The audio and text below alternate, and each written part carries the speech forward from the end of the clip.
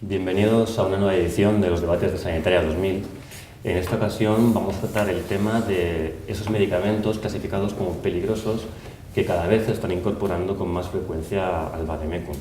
La exposición a estos puede provocar efectos adversos no deseados como carcinogenicidad, toxicidad reproductiva y otros efectos más o menos generales, tanto en el profesional sanitario como en los pacientes, y no nos olvidemos también en las familias de estos.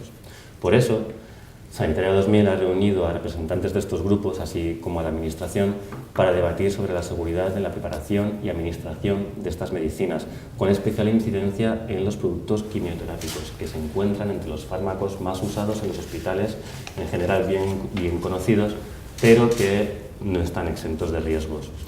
Para ello contamos con nosotros, a empezar por la derecha, con José Luis Poveda, que es el presidente de la Sociedad Española de Farmacia Hospitalaria. Muchas gracias. Bienvenido y muchas gracias por estar con nosotros. Tenemos a su izquierda a Pilar Navarro, que es secretaria federal del sector salud de la Federación de Servicios Públicos de UGT. Buenos días, gracias por la invitación. Y gracias por aceptarla. A mi izquierda está Natacha Bolaños, que es la coordinadora del programa de rehabilitación de pacientes oncohematológicos de GEPAC, del Grupo Español de Pacientes con Cáncer. Muchísimas gracias. Gracias a ti, Natacha. Seguidamente tenemos a Elena Casaus, que es jefa del servicio de la Dirección General de Cartera Básica de Servicios del Sistema Nacional de Salud y Farmacia del Ministerio de Sanidad. Elena, buenos días. Hola, buenos días. Muchas gracias. Y finalizando a José Luis Cobos, que es director del Observatorio Enfermero del Consejo General de Enfermería. José Luis, muchas gracias. Muy buenos días, muchas gracias. ¿Están concienciados los profesionales sanitarios de la importancia que tienen los riesgos en la administración de estos medicamentos de la quimioterapia? Empecemos con José Luis Cobos, los enfermeros, que son una figura fundamental en la administración de la quimioterapia. Efectivamente, yo creo que tanto en preparación como en administración, conjuntamente con otros colectivos, con farmacia y otros más cercanos, somos los que de primera mano sufrimos el ámbito del manejo del medicamento, llamémosle peligroso, aunque todos los medicamentos en cierta medida son peligrosos, estos son quizás de una forma más llamativa, diría yo. Los profesionales tienen una conciencia clara de lo que supone el manejo y la administración de este tipo de medicamentos. Otra cuestión es que la rutina del día a día, los instrumentos que tengamos en el día a día para el manejo de estos medicamentos nos lleven a situaciones que son peligrosas, pero que en ocasiones el bajar la guardia nos hace más vulnerables a unas determinadas posibles desarrollo de patologías, posibles desarrollo de complicaciones. Es decir, que yo creo que la concienciación, centrándome un poco en lo que es la pregunta ahora mismo, sí que existe. Lo que es cierto es que tenemos que tener una preparación específica, que quizás eso es lo que sería un buen punto de debate. Es decir, ¿están preparados los profesionales ahora mismo para manejar ese tipo de medicamentos? Pues yo eso sí que me lo cuestiono, ¿no? Porque en enfermería, yo voy a hablar desde el punto de vista enfermero, la preparación que hemos tenido ha sido muy generalista y en un primer momento un enfermero que ha estado estudiando en la universidad ha podido ocupar un puesto de trabajo específico en un área oncológica para la administración de medicación o en farmacia para la preparación, y quizás no hemos sabido profundizar en la formación específica que tienen que tener este tipo de profesionales, ¿no? Otro actor muy importante en la cadena del medicamento, sobre todo en la preparación de la quimioterapia, es el farmacéutico. ¿Está, José Luis, el farmacéutico concienciado de los riesgos que existen a la hora de preparar y administrar este tipo de medicamentos?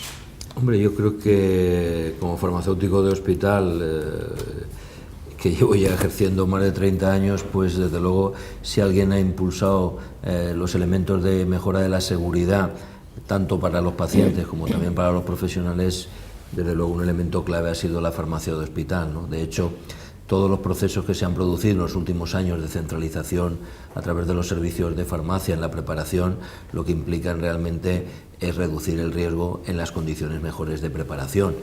Todo lo que ha sido la centralización de cabinas de flujo laminar vertical y todo lo que han sido los protocolos de actuación en la preparación han sido en gran parte liderados por los servicios de farmacia, ¿no? Pero es verdad, y yo también coincido con José Luis, que más allá de lo que es el ámbito del personal de enfermería, que trabaja en los servicios de farmacia o que también trabaja en la administración, yo creo que hay una falta de concienciación bastante clara por parte del conjunto de profesionales sanitarios de qué elementos y qué riesgos están asociados a la utilización continua, ¿no? Porque esto no estamos hablando de situaciones puntuales, sino a lo largo de la vida laboral los profesionales van a estar sometidos a riesgos de forma continua, ¿no? Y yo insistiría además que más allá de los profesionales tiene que haber una concienciación clara por parte de las autoridades sanitarias en lo que es la normativa y en lo que es la regulación, tanto en la actualización de las listas como en los reglamentos de obligado cumplimiento, que seguramente ayudarían a esa mejor concienciación. Yo creo que, por centrar y concluir, creo que sí existe una concienciación clara por parte de los servicios de farmacia y además nos gustaría que esa concienciación se trasladara a otros ámbitos de autoridad o de función pública diferente. Decía José Luis Cobos que la conciencia es clara en los enfermeros, pero que muchas veces la rutina diaria hace que no se tengan tan en cuenta pues, por así decir, las restricciones o el constreñimiento, ¿no? de este tipo de seguridades o de normas que se tienen que seguir. No sé si desde la gestión del hospital, desde la dirección Pilar, esto debería fomentarse de una forma más activa, la prevención. Vamos a ver, a mí me gustaría hacer dos aclaraciones en relación a lo que han dicho los compañeros, ¿no? Una cosa es la formación del profesional a lo largo de su carrera y otra cosa es la formación del profesional en el ámbito laboral. Yo creo que estamos muy precarios en el tema de la prevención. Hay una ley de prevención de riesgos laborales que existe desde el año 95, con múltiples modificaciones de artículos que no se ha cumplido nunca y que define claramente qué es un lugar de trabajo, cómo tiene que estar, qué cosas se tienen que hacer. Y yo creo que siempre yo he echado de menos, yo soy profesional de la enfermería también, siempre he echado de menos el que la administración no haya puesto todos los mecanismos e instrumentos a disposición de los propios profesionales para poder proteger su salud. Los profesionales, la organización del trabajo no permite, como bien decía José Luis, el problema que hay es que el día a día nos come y no tenemos tiempo para reflexionar. Y yo creo que eso es un aspecto que es obligado de las autoridades, de las administraciones y de las gerencias en sus respectivos centros. Yo creo que dista mucho el que podamos decir que hay una prevención en el lugar de trabajo para el propio profesional y que pueda tener instrumentos para poder mejorar ese trabajo, y realmente estamos hablando de unos medicamentos que son altamente peligrosos y demostrado que cuanto más tiempo está uno a la exposición de esos medicamentos, más riesgos y más problemas están en la salud con las multipatologías que se dicen en nuestro léxico, ¿no? Y yo creo que es algo que nos tenemos que poner al trabajo entre todos y coordinar las actuaciones que haya que hacer, porque la Comisión Europea llama la atención de que los últimos datos que tiene es que el aumento de los tumores en el personal sanitario es de un 4% en los últimos 2 años. Pues hablando de administración, aquí a Elena, como representante de la administración, ¿qué pasos se están dando para tratar este tema? Bueno, yo creo que primero me gustaría poner un poco en contexto cuál es el marco legal en el que nos estamos moviendo. Hay un Real Decreto del año 97 que ha sido modificado en 2000 y 2003 y bueno, es un Real Decreto sobre protección de los trabajadores contra los riesgos relacionados con la exposición laboral a agentes cancerígenos. En este Real Decreto hay una disposición final primera en la que encomienda al Instituto Nacional de Seguridad e Higiene Laboral la elaboración y actualización de memorias o guías técnicas para proteger la salud laboral de los trabajadores, ¿no? Entonces, en este sentido, desde este instituto se elaboran una serie de notas técnicas de prevención Y en relación con el tema que estamos tratando aquí, puesto que estos agentes citostáticos, o bueno, cada vez podríamos hablar ya no solamente de medicamentos antineoplásicos, porque en enfermedades como en artritis reumatoide, esclerosis múltiple, también se están empleando medicamentos peligrosos, por lo tanto yo creo que es mejor hablar de medicamentos peligrosos. En este sentido, hay una nota técnica de prevención de este instituto, que es el competente en esta materia, que establece pues, tanto un listado de sustancias cancerígenas, bueno, de estos medicamentos o agentes citostáticos, con una clasificación según la Agencia Internacional sobre Investigación del Cáncer de la OMS, las categoriza, y luego en esta norma técnica pues, también establece una serie de requisitos en cuanto a instalaciones. Lo que ocurre es que esta nota técnica vino a actualizar una muy antigua del año 1986, y esta última es del año 2006. Y como se ha comentado aquí en esta mesa, los avances en medicina, en los medicamentos, cada vez vamos viendo terapias biológicas que tienen efectos ya no solamente carcinógenos o mutágenos, sino en cuanto a toxicidad reproductiva o simplemente en mujeres expuestas que están embarazadas, consecuencias que pueden tener sobre el desarrollo fetal. Con lo cual, en ese sentido, yo creo que esta nota pues, se quedaría un poco corta, ¿no? Y además, estas notas técnicas de este Instituto Nacional son notas, no son de obligado cumplimiento, son guías que se pueden adoptar voluntariamente, y si no hay una base legal detrás que obliga a su cumplimiento, pues están un poco a voluntad de los servicios de prevención laboral, ¿no? Entonces, esa es la situación. Desde el punto de vista del Ministerio de Sanidad en concreto, en el año 2003 se elaboró en el seno de la Dirección General de Salud Pública, hay un área de salud laboral específica que bueno, creó un grupo de trabajo con administraciones sanitarias de las comunidades autónomas, se elaboró un protocolo de vigilancia sanitaria para profesionales de la salud involucrados también en el manejo de estas sustancias, y esa es la última actuación que se realizó. Y bueno, el año pasado se publicó también una guía de preparación de medicamentos, aunque eso observa solamente principios de calidad y seguridad enfocados hacia el medicamento, aunque también se contempla un poco el manejo de citostáticos, y esa fue la última acción que se emprendió desde el Ministerio. Pues una parte fundamental que muchas veces parece que se deja fuera es el paciente y sobre todo la familia del paciente, que no es ajena a estos riesgos. Natacha, ¿está suficientemente informado tanto el paciente como sus allegados de los riesgos que supone la administración de este tipo de medicamentos peligrosos? En nuestra visión desde el Grupo Español de Pacientes con Cáncer y las asociaciones que nos constituyen, evidentemente no.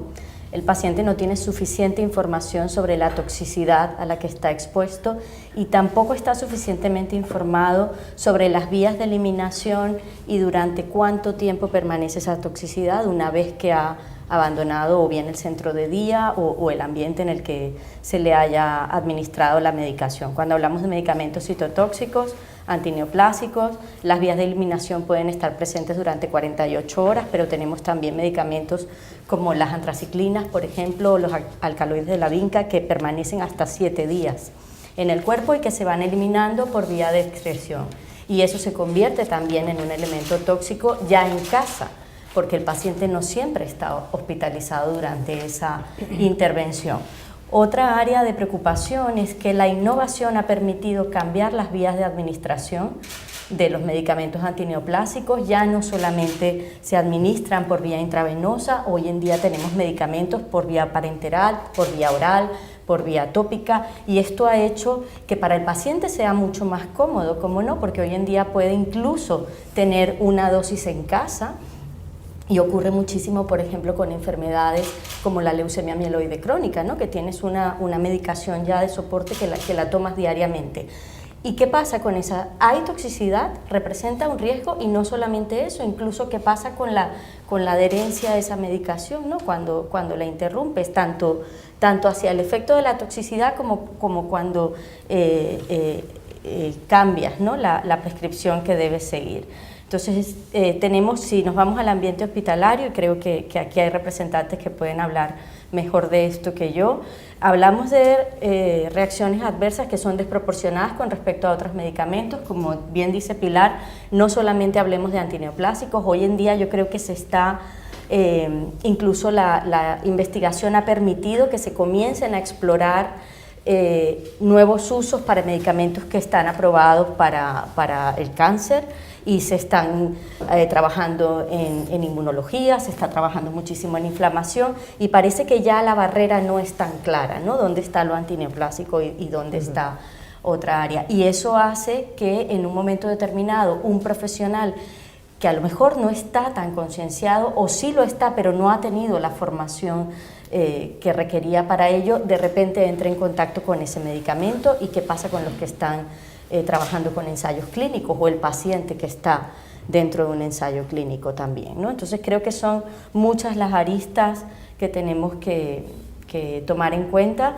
Nosotros, como representantes de los pacientes, lo que quisiéramos también es que el paciente reciba información sobre esa toxicidad, sobre cómo va a evolucionar un tratamiento, sobre si representa riesgos para otros aspectos de su salud, para su familia, para su entorno, para sus cuidadores.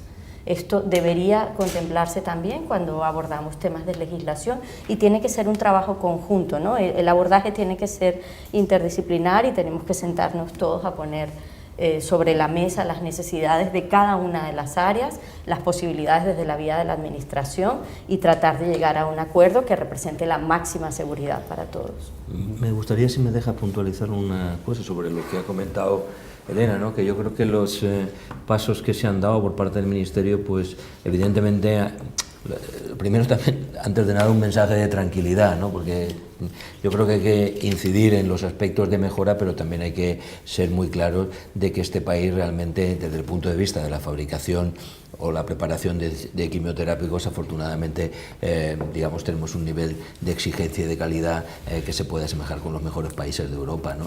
O del mundo, ¿no? Entonces, yo creo que en ese sentido hay que estar tranquilo, pero es verdad que el marco normativo no se ha regularizado lo suficientemente, o no se ha actualizado lo suficientemente. Cuando habla de la nota técnica, pues obviamente hay otras recomendaciones de la NIOSH, etcétera, que de alguna forma empiezan a introducir otras moléculas, otros fármacos que realmente cada vez están más en uso y hay que ir incorporando, ¿no? Por eso, de alguna forma, un grupo de profesionales, algunos de los que estamos aquí, pues generamos la necesidad de una reflexión, ¿no? Y por eso generamos este documento de consenso, precisamente, de alguna forma, para instar a las autoridades a esta necesidad de actualización de las listas, a que haya una lista, digamos, oficial por parte del Estado español, y que esa lista, de alguna forma, obligue en todos los aspectos de prevención a las organizaciones sanitarias, ¿no? Y por eso, desde la sociedad, y que ha cogido quizá el ámbito de trasladar este documento de consenso, se han solicitado tanto al ministro de Empleo, a la ministra de Empleo y Seguridad Social, como al ministro de Sanidad, Servicios Sociales e Igualdad, la necesidad de actualizar este marco legislativo. Qué importante, creemos que en estos momentos necesita una actualización, porque ya hay directivas europeas que de alguna forma ya están trasladando la necesidad de ir modificando algunos reales decretos, como comentaba Elena, el Real Decreto 665, que es del 97, y claro, ya ha pasado tiempo. Bueno, quería que la... Sí, yo quisiera puntualizar una cuestión, y es que nosotros lo que tenemos es de dudas, sobre todo del conocimiento científico de algunos materiales que se están utilizando. Nosotros creemos que no se está poniendo toda la tecnología a disposición de evitar el riesgo fundamental a la exposición, y en ese sentido tenemos graves problemas en los materiales que se utilizan a la hora de preparar los medicamentos. Se están utilizando jeringas y agujas normales, donde está absolutamente demostrado que existen vapores aerosoles que se salen de estos materiales que se utilizan y que se quedan tanto en el medio ambiente como en las mesas de trabajo. José Luis hablaba de las campanas de flujo laminar. Las campanas de flujo laminar está demostrado que tienen problemas a la hora de filtrar todo aquello que se sale de lo que es el material que se utiliza, y se queda condensado en las propias campanas, y producen en la sala donde se está instalada esa campana, producen adherencias del material, de los medicamentos peligrosos existen en las paredes, se han hecho pruebas donde se han tomado muestras y existen en dosis no muy preocupantes, pero que a lo largo del tiempo y a lo largo de los días que se siguen preparando esos medicamentos, siguen existiendo y aumentando esas cantidades que se producen en el ambiente. Con lo cual, yo creo que quizás a lo mejor decirlo en estos momentos, en una época de recortes, donde decimos los presupuestos han ido con porcentajes mayores año tras año, a mí me parece que sí es verdad que hay que cambiar algunas legislaciones, pero yo creo que esas legislaciones que hay que cambiar hay que ponerlas mucho más sencillas, que la gente entienda qué es lo que quiere decir esa legislación, que no haya interpretación por parte de quien coge la legislación y que sea clarita y obligado cumplimiento para todos los sitios donde utilizan estos medicamentos. Nosotros estuvimos en contra radical cuando se sacó el que los citostáticos, los quimioterápicos, se pudieran administrar en casa. Se hicieron de una manera sin tomar ninguna medida de prevención para los profesionales que estaban llevando ese material, pero tampoco había ningún mecanismo ni ninguna norma de cómo se producía el desecho del material. Muchas veces los profesionales lo han trasladado en sus propios coches y nosotros pusimos el grito en el cielo porque nos parecía que no era correcto. Es verdad que en los hospitales puede haber una saturación de pacientes que van a ponerse su medicación, pero para tomar algunas medidas hay que ser absolutamente responsables y saber con qué estamos jugando, porque puede producir muchos problemas a la hora después de, en una vida laboral, cuanto menos son 38 años y medio. Si una persona permanece 38 años y medio en su puesto de trabajo y utiliza permanentemente estos productos, pues bueno. Y luego además otra cosa, los exámenes de salud que se hacen a los profesionales no discrimina quiénes son los trabajadores que están utilizando permanentemente estos productos en su trabajo, porque no todos los profesionales en su puesto de trabajo los utilizan. Entonces nosotros siempre hemos dicho que hay puestos de trabajo donde los exámenes de salud tienen que ser con mucha más frecuencia, y en el momento que se detecta cualquier problema de salud en el trabajador, no vale el decir es que pertenece a una comunidad y su vida particular puede conllevar. No, lo primero que hay que ver es si su trabajo que está realizando diariamente puede producirlo, y en ese momento hay que inmediatamente separarlo hasta que se sepan los resultados de los exámenes de salud.